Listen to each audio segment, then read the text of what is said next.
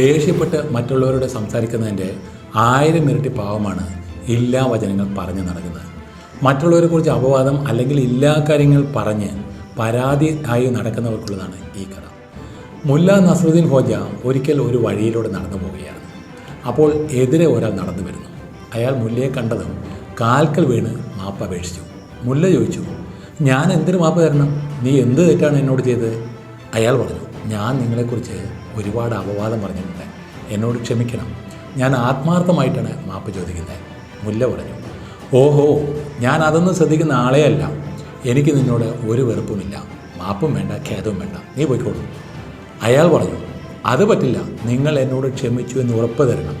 നാളെ ഈ കാര്യം ദൈവത്തിൻ്റെ കോടതിയിലേക്ക് വെക്കരുത്, എനിക്കത് താങ്ങാനാവില്ല, ഞാൻ വളരെ ആത്മാർത്ഥതയോടുകൂടിയാണ് മാപ്പ് ചോദിക്കുന്നത്. മുല്ല ചോദിച്ചു, ഞാൻ മാപ്പ് നൽകിയാൽ ദൈവത്തിൻ്റെ കോടതി നിന്നെ വെറുതെ വിടുമെന്ന് കരുതുന്നുണ്ടോ? നീ ആത്മാർത്ഥമായിട്ടാണോ മാപ്പ് പറയാൻ ഉദ്ദേശിക്കുന്നത്? അയാൾ പറഞ്ഞു, അതെ, ദൈവത്തിൻ്റെ കോടതി എന്നെ വെറുതെ വിടും, ഞാൻ ആത്മാർത്ഥമായിട്ടാണ് മാപ്പ് ചോദിക്കുന്നത്. മുല്ല പറഞ്ഞു, അങ്ങനെയെങ്കിൽ ഒരു കാര്യം ചെയ്യും, പഞ്ഞുകൊണ്ടുണ്ടാക്കിയ ഒരു തലയണുമായി നാളെ എന്നെ വന്ന് കാണുക. പിറ്റേന്ന് അയാൾ പഞ്ഞുകൊണ്ടുണ്ടാക്കിയ ഒരു തലയണുമായി മുല്ലയുടെ അടുക്കലെത്തി. മുല്ല അയാളെയും കൂട്ടി നല്ല കാറ്റുള്ള ഒരു കുന്നിൻ മുകളിലെത്തി. എന്നിട്ട് ആ തലയണയിലുള്ള മുഴുവൻ പഞ്ഞിയും കാറ്റത്ത് പറപ്പിച്ചു വിടാൻ ആവശ്യപ്പെട്ടു. അയാൾ തലയണ കയറി പഞ്ഞി മുഴുവൻ കാറ്റത്ത് പറത്തി. പഞ്ഞി മുഴുവനും കാറ്റിനോടൊപ്പം ദൂരേക്ക് പറന്നുപോയി.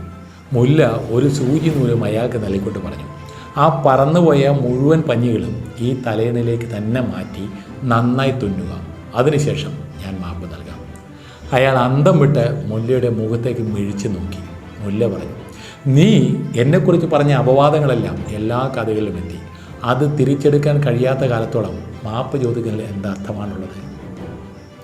അവിചാരിതമായ വാക്കുതർക്കം മൂലമോ അല്ലെങ്കിൽ ദേഷ്യം വന്നിട്ടോ മറ്റുള്ളവരെ വേദനിപ്പിക്കേണ്ടി വരുന്ന സ്വാഭാവികം. പിന്നീട് മാപ്പ് പറഞ്ഞാൽ തീരാവുന്ന പ്രശ്നമേ ഉള്ളൂ.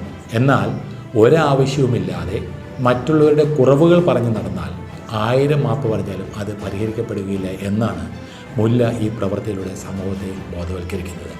ഈ കഥയുടെ സന്ദേശം ഇഷ്ടപ്പെട്ട് കാണുമെന്ന വിശ്വാസത്താൽ ഈ വീഡിയോ അവസാനിപ്പിക്കുന്നു. വീണ്ടും അടുത്തൊരു വീഡിയോയുമായി വരുന്നവരെ this is Sudheer Menon signing off.